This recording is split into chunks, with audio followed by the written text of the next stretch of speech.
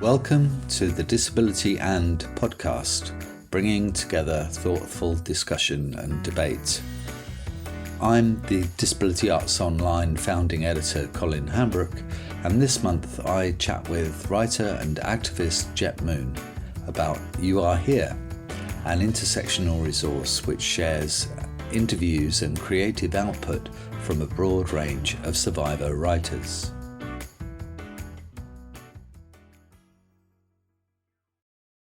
Welcome to the Disability and podcast, and it's my great delight today to have Jet Moon on the show. Jet is a multidisciplinary artist who writes, performs and collaborates on work that aims to create intimate spaces of sharing and visibility with marginalized communities. And for today's podcast, we are going to be talking about You Are Here, which is a peer-to-peer surviving writing platform. It's a deep dive into queer and survivor politics and expression and creativity, and builds on the first platform that Jet produced, Playing with Fire, which took place in 2021. So Jet, yeah, it's great to have you on the podcast. Oh, thanks, Colin. Nice to be here. And a big thank you to our audience for joining us too. I wanted to ask you, whose writing motivates you to keep going and why? I don't want to sound like a complete egotist, but really top of the list, it's my own writing. And the reason I say that is that writing's very much a way of surviving for me. Like it's a really basic thing of how do I do something creative? How do I do something that's about more than dealing with the mountain of admin that in my experience is part of disability, of constantly doing battle with, like state apparatus and all of those things, which I can become so weighed down with and so exhausted by that I have to make sure that I do something else. So, for example, this morning I just got up a bit early so that I would have some time to just sit down and continue with a bit of writing that I'm doing about complex survivorship. And in that case was just spending a bit of time this morning picking through some writing about experiences of chronic fatigue services and denial within those services. But yeah, like for me, it's very personal, but of course I do have other writers that I really love. In the interview with Nat Raha, you talk about writing as a form of proving our own existence, which I thought was quite profound. I do think that that's essential, and I feel that there's so many external things that can either give a really negative portrayal of, in my experience, of different aspects of my identity or my own capacity to survive financially or in any material means, that I really need those other reflections. I need to hear like good stories about people that I feel connects to my own experience, or I just need to hear truthful stories about people's lives rather than the barrage of bullshit that's around us all the time, in the press or government messaging, which I mean has been horrific around disability over this last year. I mean, not that it's ever been amazing, but it has been really distressing. Absolutely. And I think one of the other interviews on You Are Here with Julie McNamara, she talks about talking truth to power and gaining a sense of community and a sense of a strength through that coming together and sharing experience.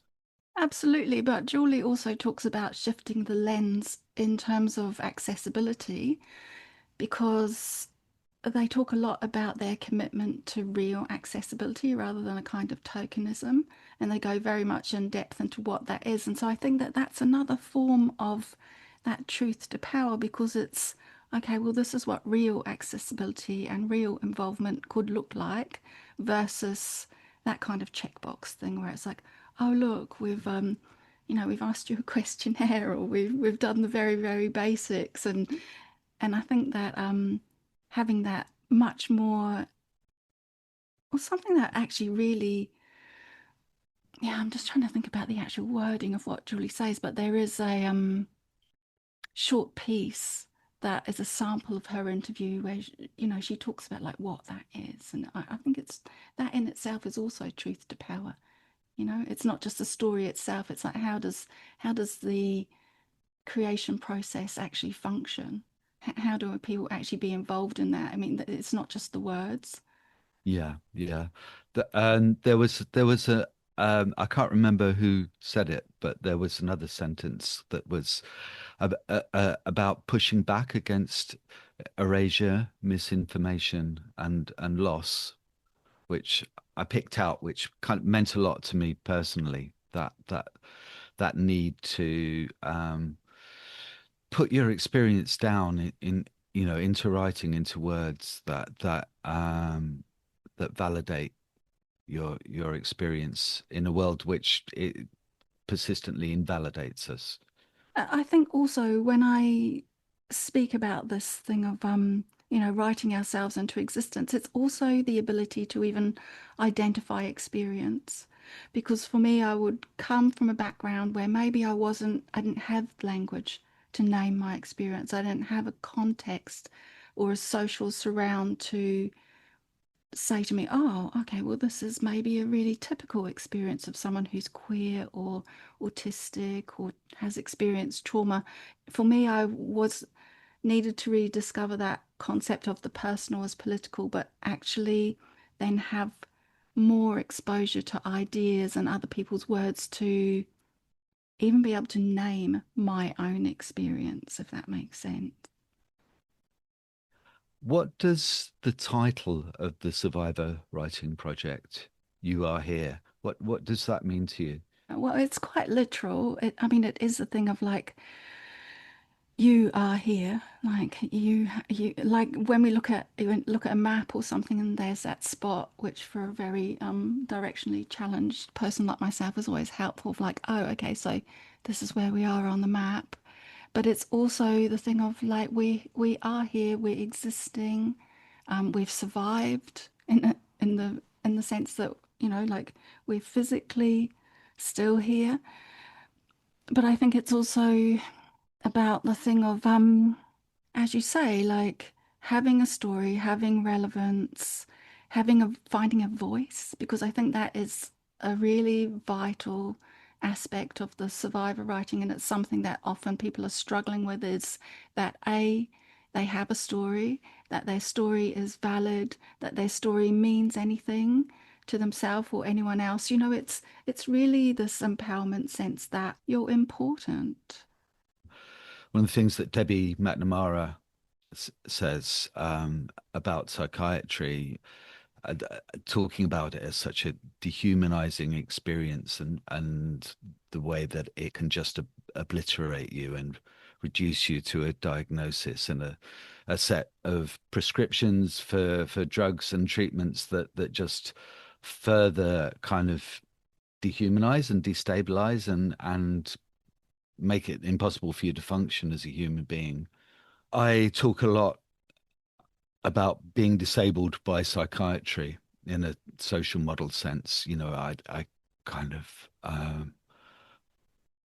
see that psychiatry has very much defined who I am, because it's been at the core of my lived experience through childhood. And it continues to be such an oppressive force, kind of dressed up by the state as this, kind of necessary tool for well-being, and it's the complete opposite.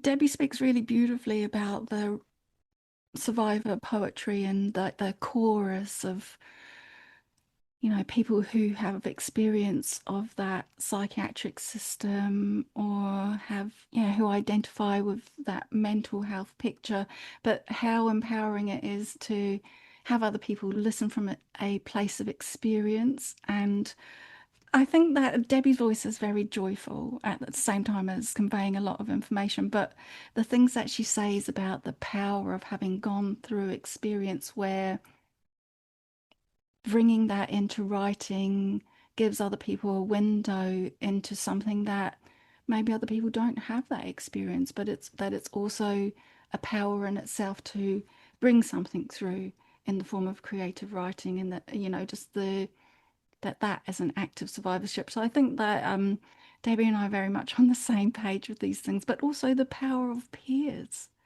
and having that as your listening audience, where you're giving that amazing oxygen of approval to each other, but there's also a real resonance of experience, which I think is very important.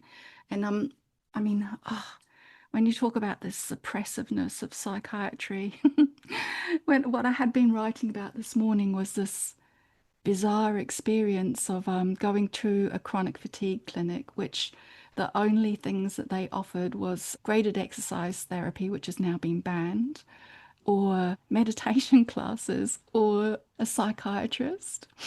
And I spent a really long time talking to this person about how external denial and very negative messages around chronic illness and energy limiting illnesses affected my own ability to manage my condition. Because I was constantly being told, just try harder, it's all in your head, like maybe you could, yeah, just do some meditation, do some exercise, things that would make me worse. And each time I would think, oh, she understands. She understands how this works. And each time I'd go back, it would be like she'd forgotten everything I'd said.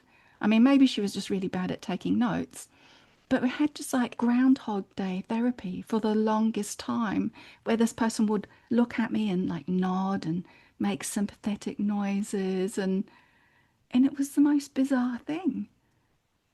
And this was a treatment for a physical illness, apparently. Very strange, but at the same time, I need to write about that to think, yeah, that really did happen.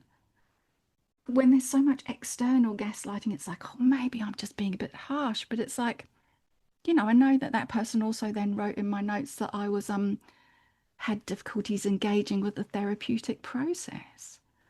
I don't know what that was supposed to look like. I mean, maybe they're looking for some form of capitulation, or I don't, yeah, I just don't know. But I mean, Yeah, it's shocking. You know that the NHS approach to disability is based on the biopsychosocial model of disability that was invented by an insurance company.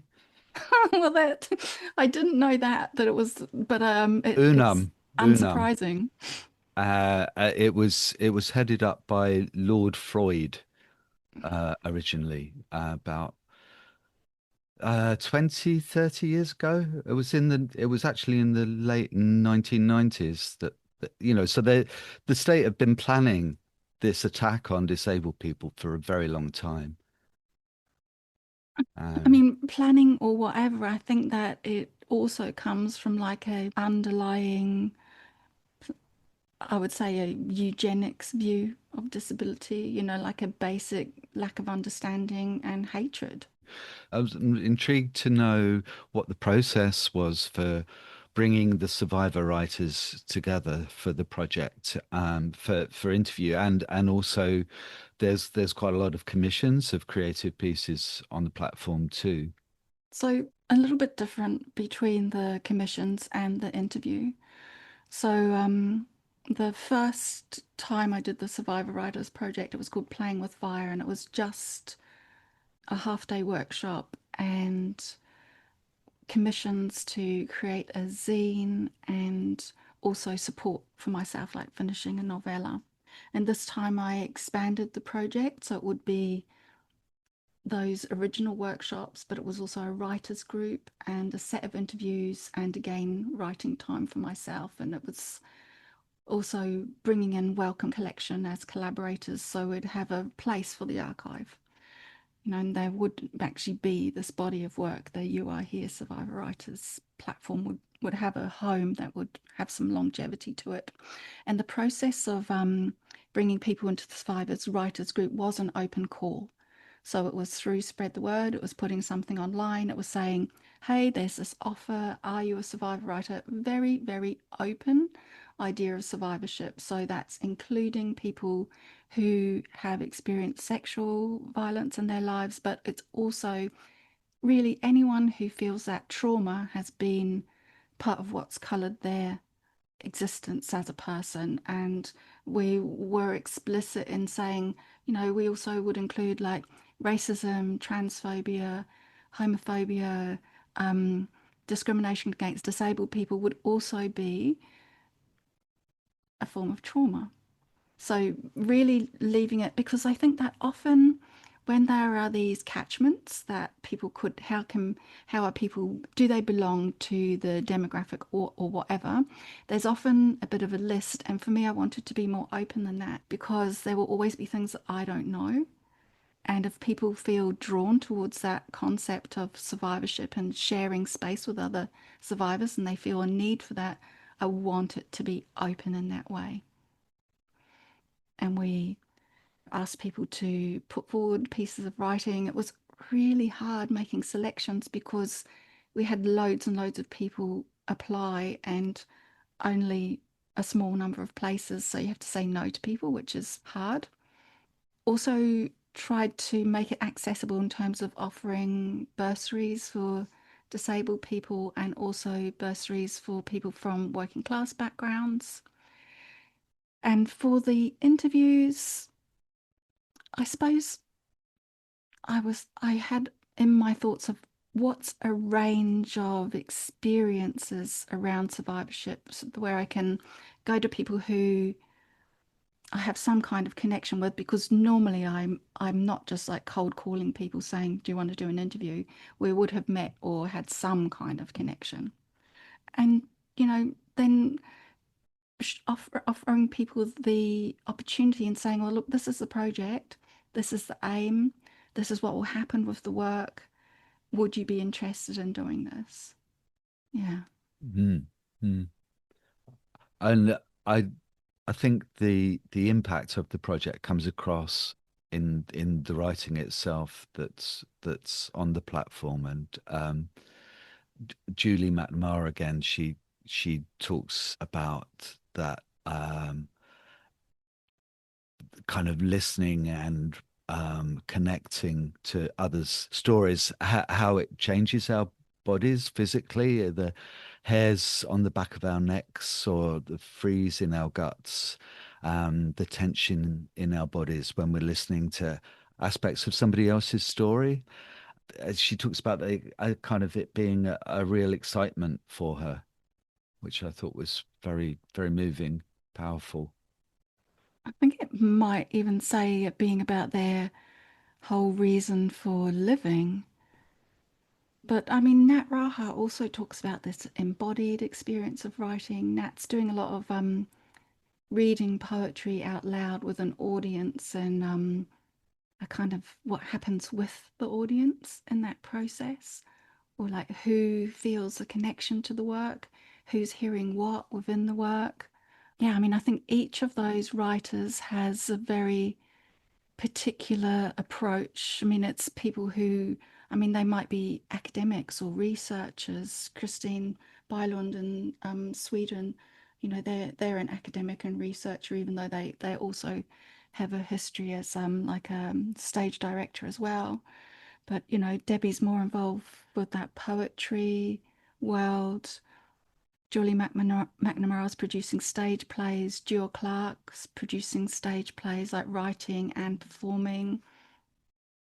Yeah, so there is a huge range within that. And there's also Frankie, who speaks about the importance of private writing. That's a whole interview about someone who's talking about it's not, they're not someone who's like really aimed towards publishing. They are talking about how private writing is a transformative process for them. So I think it is a massive range. And they also talk about when you've been through a very traumatic experience or something that has set out to destroy you, that when you create something, you're acting in the opposite direction to that. So you're actually absolutely disobeying that traumatic instruction. I wondered. In the process of building the project and structuring it, how did you go about ensuring that the writers involved felt safe, considering the labor of writing, sharing experience about trauma and living through trauma and finding a way to celebrate ourselves?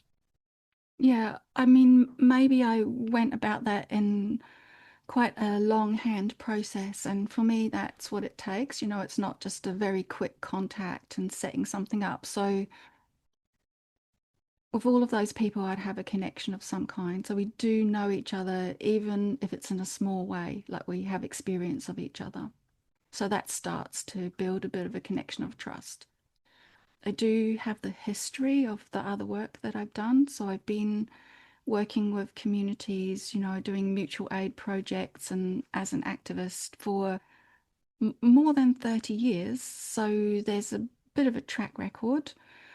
And I think it's also to properly research interviews. We spend like an enormous amount of time, like trying to provide people with something that shows that we've looked at their work in a substance. We've not just like given some off the cuff questions because it also means that people can then answer more in depth. With some people, I got help, like I just got an access assistant to just be like, oh, can you look? I would say to them, can you look at this, this, and this? I'm really interested in those things. Can you help me to draft some questions? But with other people, say with Debbie or with Christine, with Riva, I know those people quite well. And so I also already have an idea of where I want to go with things because we've already had conversations between ourselves. But I would say, like, Dior Clark was probably the person that I knew least. I'd met him in an audition years ago. And I could say, oh, look, I've followed your work. We had met. And also, when I present people with the questions, I think there's also an air of, do people think that you're genuine? Can you, present something where people know that you care about things? I think it's about peer experience as well. Also, it was like, well, you always have the right of reply. We're gonna do this interview. We're always going to check that what you've said is okay because people said some very exposing things. And, within the Welcome collection, there's the redacted and the unredacted interviews. There's the things that anybody can listen to, and they're the things that other people might have to sign something to listen to the full thing, and that we'd be sure that people were not going to share that information and that people's identities would be respected and so forth. So, a kind of carefulness. How did the peer support work amongst the group? I mean, I can not guarantee how things are going to go. I can bring together a group of people. I can hope that it's going to be supportive.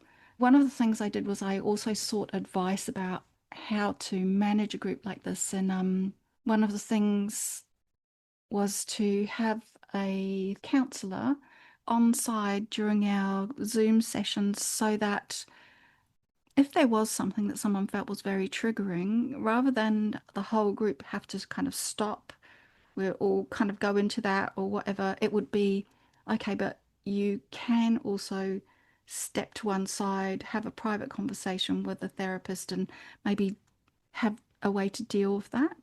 And I think that as far as I know, that only got used once, but having because people knew that I'd thought about it at that level, it provided a measure of security. It was like, oh, okay, so the space is carefully held. And while there wasn't a limit on what people could write about, there were limits in terms of, how we would speak to each other or how we would share the space. But I think that the way people behaved to each other was more than I could have imagined because they were so supportive of each other and things that could have been instances where dissension could have happened and like splitting can often happen where people have different experiences. Instead of coming together, they see the differences, that people chose to see similarities. People would be like, oh, well, you have an experience that comes from something that isn't my experience, but maybe it's similar to a kind of oppression that I experience, which I wish we had a bit more of that. Where, I mean, it's not saying that differences don't exist, but it's a real movement towards trying to understand each other. And I think that builds a lot of strength in the group. I think that the idea of holding a trauma and survivor centered space that was a free for all is not something that I'd be interested in doing. And I feel that if other people want to do that, fine, good luck. But to me, it just feels unsafe and it feels unfair.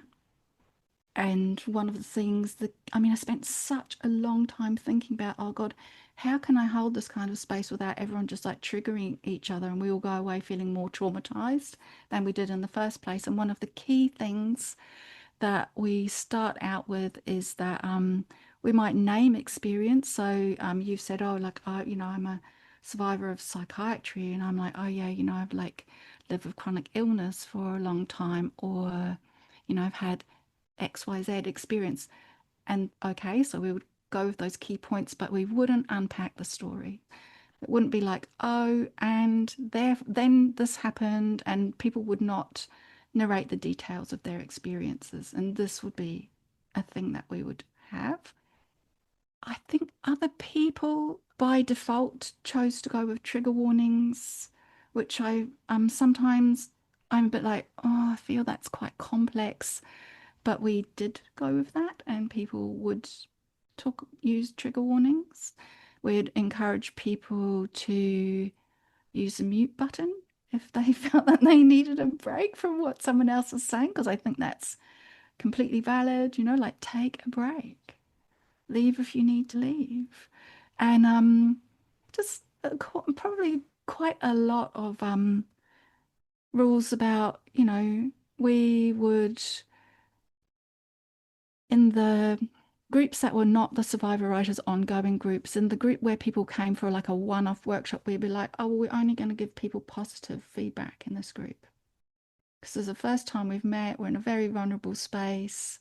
We'd spend like quite a lot of time talking about like obstacles to writing, how what things do people get stuck on, but at the end we would have a space where people really could share whatever writing they wanted, and they could share things that could be possibly triggering.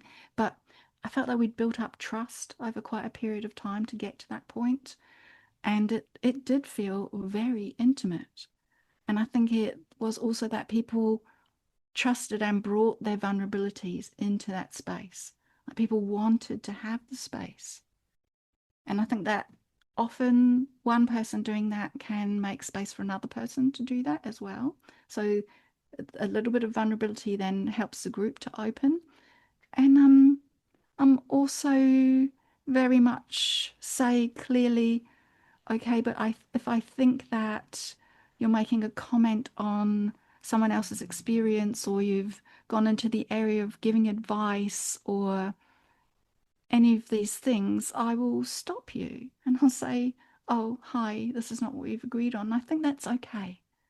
It's clear that you've learned a lot through the process of producing You Are Here.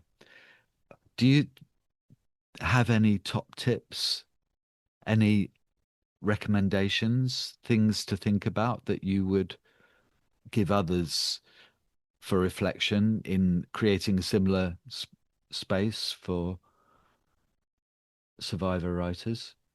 I think it really depends on who you are and what the group is that you're wanting to work with, because I think it is going to have specifics. And I think it's okay to, you don't have to be all things to all people. For me, I was making a space that was open to a broad range of survivorship, but it was also focused around creative writing. So, that is quite specific. I find it really confusing when there's no guidelines, because then I don't know what I can and can't do. And I spend all of my time trying to work out whether I'm doing the right thing or not. And it makes me very uncomfortable. So I find vagueness in terms of how the group operates is actually really, really hard to navigate. And if you have clear guidelines, you can always have a discussion about what people do or don't like that. But if you have vague guidelines, to me, that's setting people up for failure. And I feel that in terms of navigating oppressive structures, often the words of other survivors were hugely important to me. This interview I made with Christine Bylund, who is the Swedish researcher, she's been particularly doing research about the impact of state assessments on disabled people who are seeking support. It's an amazing piece of work. I mean, all of her work's incredible.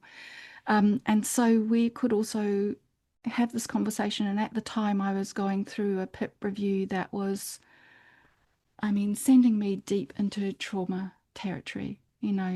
Was really, really affected my ability to function, and also I was swamped with the paperwork that brings with it. But I would had also other friends who were going through that very brutal and it just really disgusts me, that whole assessment process. It's so completely bent. But I would find pieces of Christine's interview where she would talk about acknowledging the reality of the impact of those experiences. Because there's always be one person who pops up and says, "Oh, but my assessment was fine." Fuck that person, you know? Like, good for them out of like thousands. And so I found that I would look at these pieces of her writing and draw strength from it. And at times, like copy paste bits of this interview and send it to other people and be like, we have to be really, really clear that this is the reality of what we're going through. Don't let yourself be gaslit, kind of stand with it. Realize that this is an assault. This is about finding ways to deny people support and proceed from there. So I think that reality check and that clarification and all of the work that other people are doing about providing windows into real experience gave me a lot of strength, because in these interviews, I didn't feel overwhelmed.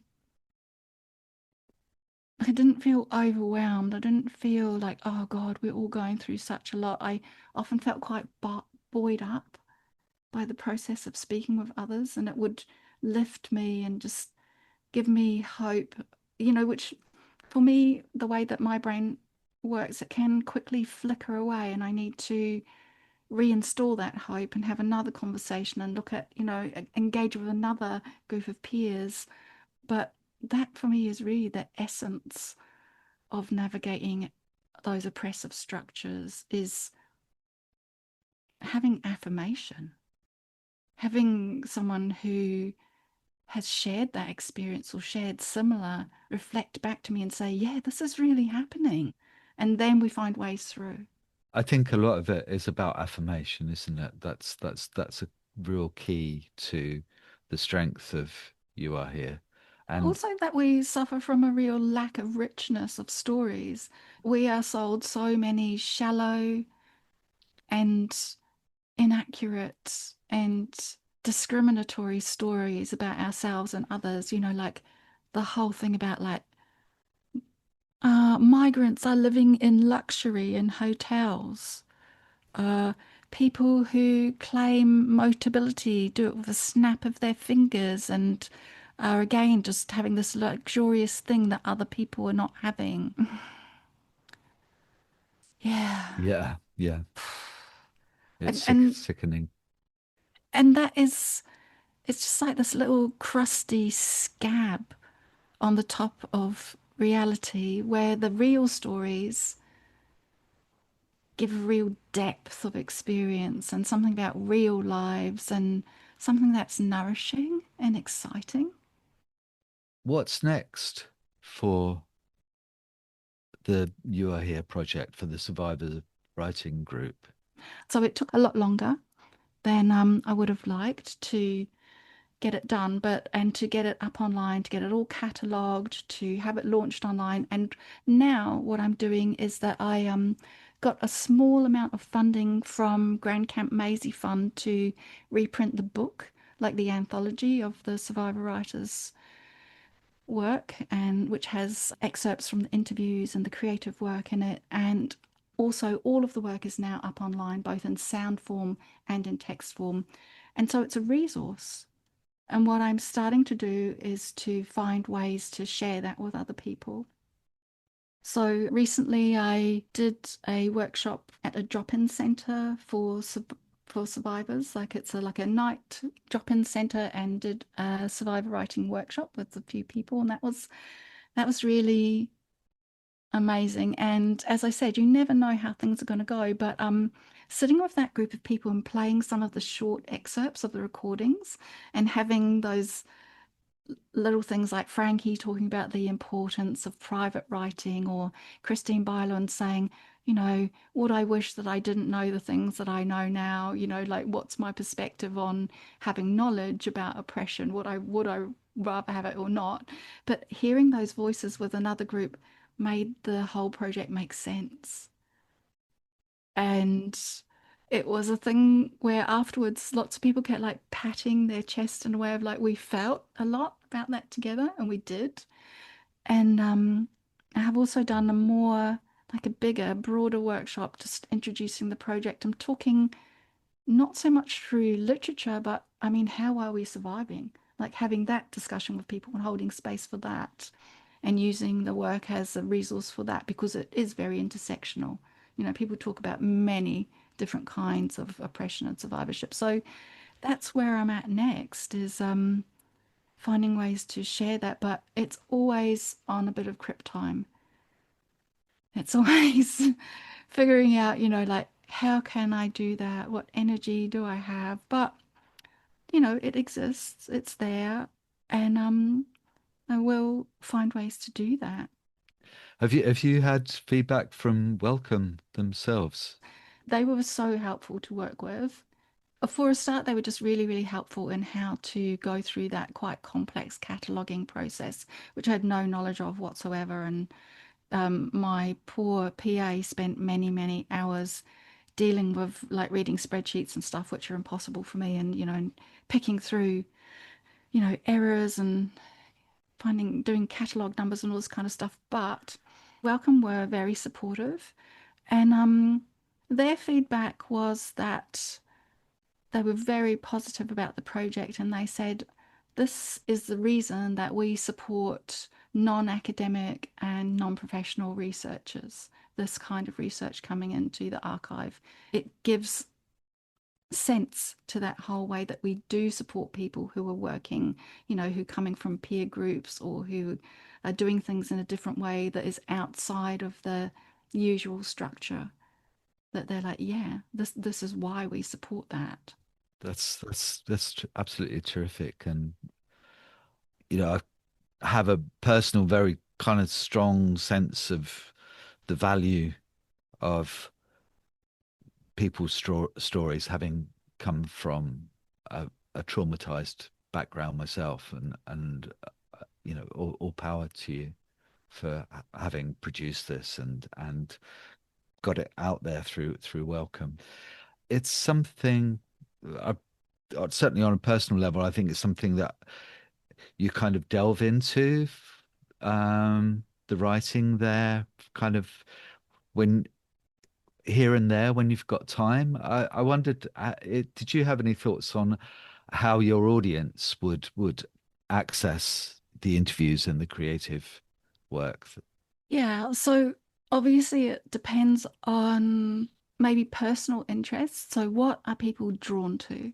Because there are other interviews, there is poetry, there's a play, there's some work that incorporates graphic elements. There's lots of different types of writing there. And when we were constructing the work on the website, we tried to think about how can people dip into things. So each of the interviews has a couple of pull quotes. So, like very short, like maybe 30 seconds. So you can hear the other person's voice. And you can also listen and read at the same time, because I find that helpful to me if I can follow something. And it's also, I think the experience of hearing someone and reading the writing can also be an interesting difference. It helps to get that kind of personal connection through the audio. But it's also, what are people seeking at this point in time?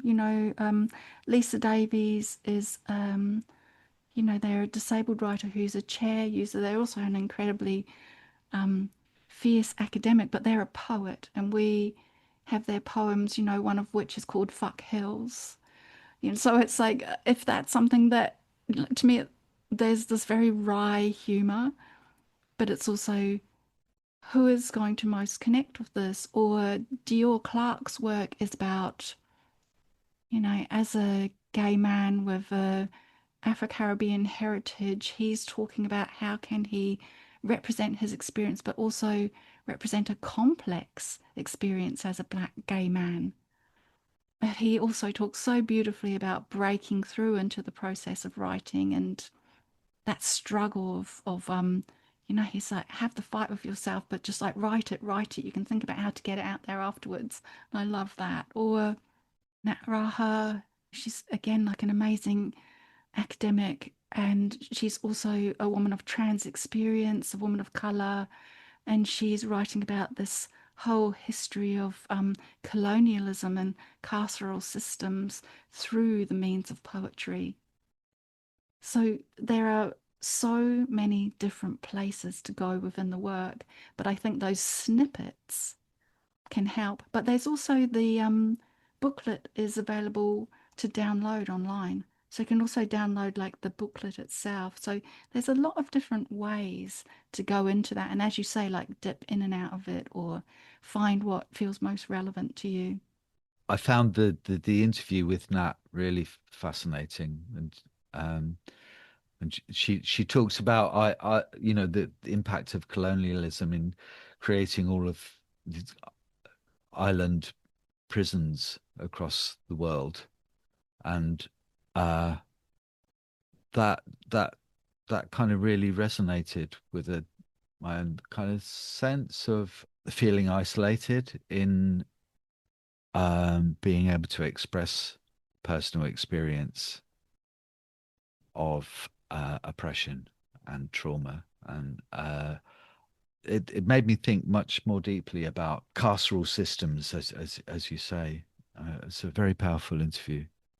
I liked also that she says some things about time and embodiment, because there's a place where she talks about using letters, like handwritten letters, which also it resonates with me as well, because I have this kind of migration experience, and the whole thing of like aerogram letters being this thing where you could only use a certain Oh amount of yeah. space. A letter is very expensive to send, and you have this distance, which is, like pre-internet and not easily bridged.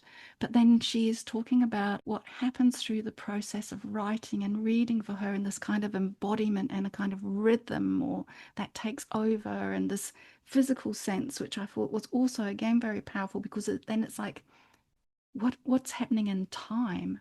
And when she talks about, is trauma a present personal experience, or is it also something that can be like generational, institutional, and but bringing it so complex, and then again back to the body, back to the speaking, and speaking in space and sharing with other people, and this idea of she talks about writing and often using the term we, but who is we, who starts to identify with that, and leaving it very open, so there's a possibility of connection, which I think is, yeah, that's a great thing. It's been absolutely fascinating talking to you about You Are Here, Jet, and it's been a real delight to have you on the podcast. Thanks, Colin. I mean, I appreciate it, and I hope that at least some of it makes sense, and if not, the work is there online. Thanks very much, and thank you to our audience for listening. And this is Colin Hambrook and Jet Moon signing out.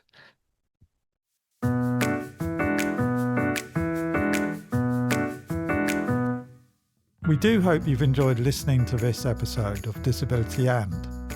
Further episodes of Disability And can be found at www.disabilityarts.online.